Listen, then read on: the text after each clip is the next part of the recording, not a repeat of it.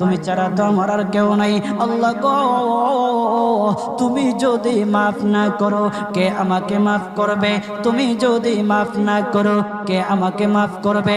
তুমি যদি আমাকে মাফ করো তাহলে তোমার কোনো দিকে কমবে না, তুমি যদি আমাকে মাফ না করো তোমার কোনো দিকে বাড়বে না।